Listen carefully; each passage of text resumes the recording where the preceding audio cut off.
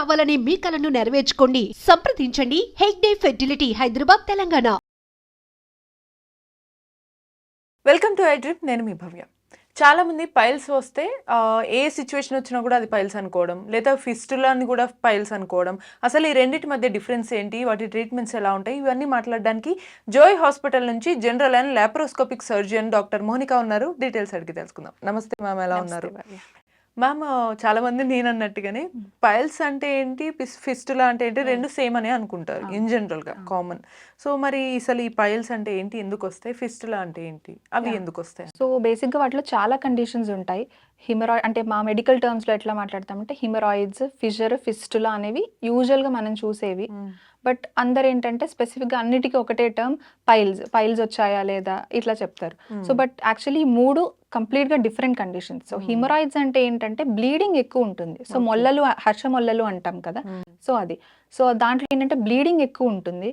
Next ఈ fissure అనే దాంట్లో విపరీతమైన పెయిన్ ఎక్కువ ఉంటుంది. సో ఫిజర్ అంటే ఏంటంటే కట్ అవ్వడం, మలద్వారం దగ్గర కట్ అయినప్పుడు చాలా సివియర్ పెయిన్, మోషన్కి వెళ్ళడానికి భయపడుతూ ఉంటారు. సో దాన్ని ఫిజర్ అంటాము.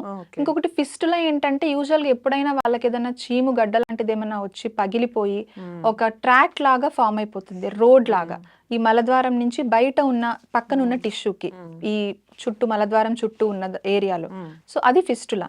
సో బట్ జనరల్గా ఏంటంటే ఇంకా పైల్స్ అంటేనే ఆ పైల్సే అని అలా అనుకుంటా ఉంటారు. బట్ రీజన్స్ ఒకటే, కాజేటివ్ ఫ్యాక్టర్స్ ఒకటే ఉన్నా కూడా ఇవి డిఫరెంట్ కండిషన్స్ మూడు.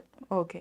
సో మరి పైల్స్కి ఎటువంటి ట్రీట్మెంట్ అండ్ ఫిస్టులాకి ఫస్ట్ ట్రీట్మెంట్ కన్నా ముందు సిమ్టమ్స్ ఏమన్నా ఉంటాయంట? యా, సో ఇప్పుడు హిమరాయిడ్స్ అంటే నేను ఇందాక చెప్పినట్లు మీకు మోషన్ ఎప్పుడైనా టైట్ అయినప్పుడు స్ట్రెయిన్ చేస్తూ ఉంటారు పేషెంట్స్. సో స్ట్రెయిన్ చేసినప్పుడు ఏంటంటే ఈ లోపల ఉన్న ఈ వెయిన్స్ ఉంటాయి, ఈ నరాలు అంటాం కదా, అవి ఉబ్బిపోతూ ఉంటాయి. ప్రెషర్ పెరిగి పెరిగి ఉబ్బిపోయి కిందకి జారుతూ ఉంటాయి. సో అలాంటప్పుడు ఏంటంటే మోషన్కి వెళ్ళినప్పుడల్లా వాళ్ళకి బ్లీడింగ్ పడడం, కొంతమందికి చుక్క చుక్క కారటం, కొంతమందికి ప్యాన్ మొత్తం బ్లడ్డే ఉంటుంది. సో అలా వదిలేస్తే ఈవెన్ రక్తహీనత అయిన వాళ్ళు కూడా చాలా మంది ఉంటారు.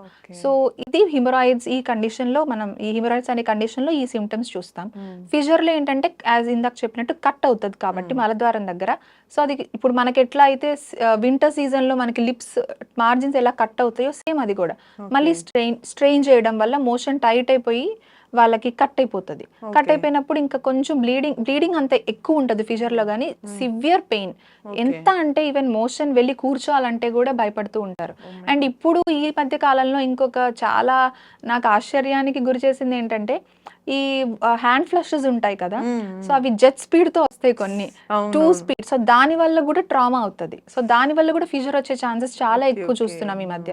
ఎందుకంటే పేషెంట్స్ ని మేము అడుగుతాం, మోషన్ ఏమైనా టైట్ వస్తుందా అంటే లేదు మేడం, మాకు మోషన్ టైట్ లేదు, ఫ్రీగానే ఉంది. మరి ఎందుకు అంటే అప్పుడు చెప్తూ ఉంటారు, ట్రామా అయింది అప్పుడు ఈ హ్యాండ్ ఫ్లష్ యూస్ చేసినప్పుడు అని చెప్తూ ఉంటారు. సో అది కూడా అంత ఎక్కువ స్పీడ్ కూడా, అంత ఫోర్స్ వల్ల ట్రామా అయిపోతుంది. సో అది కూడా చూసుకోవాలి మనం.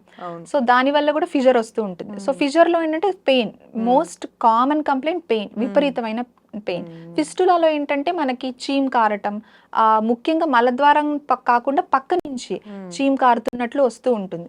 సో దాన్ని ఫిస్టులా అంటాం.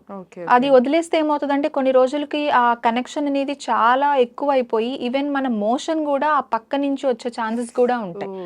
సో అది చాలా సోషల్గా కానీ పేషెంట్స్కి చాలా కష్టం. ఎందుకంటే ఇప్పుడు మన మలద్వారానికి ఒక కంట్రోల్ స్పింక్టర్ అంటాం, లైక్ మామూలు వాడుక భాషలో చెప్పాలంటే గేట్ లాగా.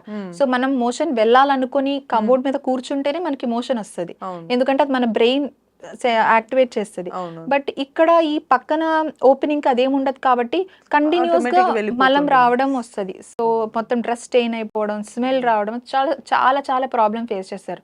సో ఎర్లీ స్టేజెస్ లోనే ఫిస్టులా డిటెక్ట్ చేసుకోవడం చాలా మంచిది. సో ఇప్పుడు వీటికి ట్రీట్మెంట్ కూడా సేమ్ ఉంటుందంటారా? లేదు, డిఫరెంట్ ట్రీట్మెంట్స్ ఉంటాయి. సో ఫర్ ఎగ్జాంపుల్ హిమరాయిడ్స్ అంటే ఏం చేస్తామంటే ఏదైతే ఆ వెయిన్స్, థ్రాంబోస్డ్ వెయిన్స్ అంటాము, ఆ బయటకు వచ్చాయో వాటిని కట్ చేసేస్తాము. ఓపెన్ కావచ్చు, లేజర్ కావచ్చు, ఏదైనా టెక్నిక్. ఫిజర్లో ఏంటంటే యూజువల్గా సేమ్ దాన్ని కూడా కట్ చేస్తాం. దాంతోపాటు ఈ గేట్ అనే దాన్ని కొంచెం లూజ్ చేస్తాం, దాన్ని స్పింక్టరాటమీ అంటాము. సో అలా చేస్తాం. ఫిస్టులాలో ఏంటంటే ఆ ట్రాక్ట్ మొత్తాన్ని మేము క్లీన్ చేసి ఓపెన్ చేసి క్లీన్ చేయడం అది చేస్తాం. So Okay. ఓపెన్ ఉంటుంది, లేజర్ ఉంటుంది. Mm. సో ఏదైనా చేయొచ్చు, డిపెండ్స్ ఆన్ పేషెంట్ రిక్వైర్మెంట్ బట్టి open Okay. Or laser 2 procedures చేస్తాం. ఓకే. బట్ వీటిలో 3 కూడా ట్రీట్మెంట్ తర్వాత మళ్ళీ ఏమన్నా సరే రికరెన్స్ యా. So recurrence. ఇప్పుడు మూడిటికి అంటే ముఖ్యంగా ఈ ఫిషర్ కి హిమరాయిడ్స్ కి కాజిటివ్ ఫ్యాక్టర్ ఏంటంటే మోషన్స్ టైట్ అవ్వటం, కాన్స్టిపేషన్. సో మలబద్ధకం వచ్చిందంటే వాళ్ళకి మళ్ళీ వచ్చే ఛాన్సెస్ ఉంటాయి. సో మళ్ళీ ఎందుకంటే మా హిమరాయిడ్స్ అనేవి మనం వెయిన్స్ కట్ చేస్తున్నాం, సో మళ్ళీ అవి గ్రోత్ మళ్ళీ అవుతూ ఉంటాయి. అవును. సో మళ్ళీ వీళ్ళ కాన్స్టిపేషన్ రిపీటెడ్ గా వస్తుందంటే ఫ్యూచర్ లో మళ్ళీ వచ్చే అవకాశం కూడా ఉంటుంది. సో వాళ్ళు రాకుండా ఉండాలంటే వాళ్ళు ఈ మోషన్ టైట్ అవ్వకుండా ఈ కాన్స్టిపేషన్ ని ట్రీట్ చేసుకోవాలి ఫస్ట్. Okay. సో మేము అందుకే యూజువల్ గా అందరి పేషెంట్స్ కి సర్జరీ అడ్వైస్ చేయము. ఎర్లీ స్టేజెస్ లో ఉన్న వాళ్ళకి గ్రేడ్ 1 గ్రేడ్ 2 అట్లా ఎర్లీ స్టేజెస్ లో ఉన్న వాళ్ళకైతే యూజువల్ గా Motion అనేది clear గా డైటరీ చేంజెస్ చెప్పేసి కొంచెం ఈ మామూలుగా మెడికల్ మేనేజ్మెంటే ట్రై చేస్తాం. Okay. లేదు ఇంకా అయినా తగ్గట్లేదు అంటేనే we will go for surgery. So నార్మల్గా ఇప్పుడు క్లియర్గా first and foremost starting stage లో ఉంటే food and dietary options and అనేవి yeah, కొంచెం నీట్ గా ఉంటాయి. చేంజ్ చేసుకోవాలి. అంటే Yeah. ఎక్కువ ఏ కైండ్ ఆఫ్ ఫుడ్ అనేది బెటర్ ఫస్ట్ వాటర్ ఎక్కువ తీసుకోవాలి. Okay. First very very most important. Water తక్కువ తీసుకున్నామనికి మన మోషన్ టైట్ అవుతుంది. సెకండ్ థింగ్ ఫైబర్ కంటెంట్ ఎక్కువ తీసుకోవాలి. సో మనం తీసుకునే ఫుడ్ లో స్పైసీ ఫుడ్, మసాలా ఫుడ్ కాకుండా ఫైబర్ ఫుడ్ లైక్ ఈ కీర, మళ్ళీ చాలా మంది అంటే ఫైబర్ ఫుడ్ అంటారు అందరూ, అది ఏం తినాలో మాకు తెలియదు అంటారు. సో ఈ బనానా, కీరా, దోసకాయ, క్యూకుంబర్, సాలడ్స్ వీటన్నిటిలో మంచి ఫైబర్ ఉంటుంది. సో అవి తీసుకుంటే చాలు, మోషన్ లూజ్ అయిపోతుంది. సో ప్రాబబ్లీ పైల్స్ కి Yeah. కానీ వీటికి ఆ ఇష్యూ అనేది క్లియర్ అయిపోతుంది. ఫిస్టులకు కూడా సేమ్ ఉంటుంది. ఫిస్టులకి యూజువల్గా ఏంటంటే ఆల్రెడీ ట్రాక్ట్ ఫామ్ అయిపోయింది కాబట్టి సో డయటరీ అనేది అంత వర్కౌట్ అవ్వదు. సో వాళ్ళకి మోస్ట్లీ వీల్ గో ఫర్ సర్జరీయే చేస్తాం.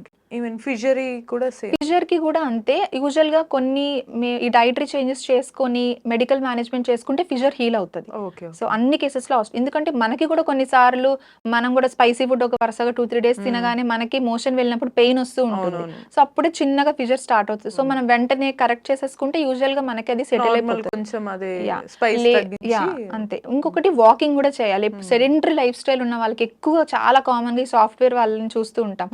అవర్స్ టుగెదర్ వాళ్ళు కూర్చొని వర్క్ చేస్తూ ఉంటారు. అస్సలు వాళ్ళకి వాకింగ్ కదలడానికి టైం ఉండదు వాళ్ళకి, బికాస్ వాళ్ళ వర్కే అంత, they have to SIT for long hours.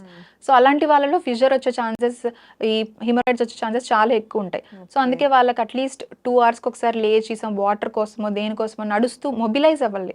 Mobilise అయితే మనకి మూమెంట్, బవెల్ మూమెంట్ బాగుంటుంది, మోషన్ టైట్ అవ్వకుండా ఉంటుంది.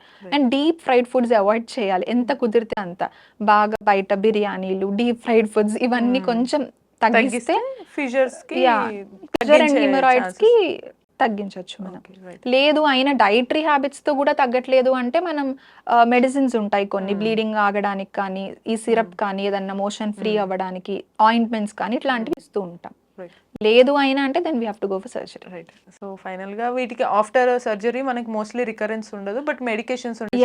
జాగ్రత్తగా ఉంటే రికరెన్స్ ని అవాయిడ్ చేసేయచ్చు. రైట్. సో చూసారు కదా మేడం, పైల్స్కి, ఫిస్టులాకి అండ్ ఫిషర్కి కూడా డిఫరెన్స్ చెప్పారు. సో ఇటువంటి మరిన్ని ఇన్ఫర్మేటివ్ వీడియోస్ కోసం కీప్ వాచింగ్ ఐ డ్రీమ్.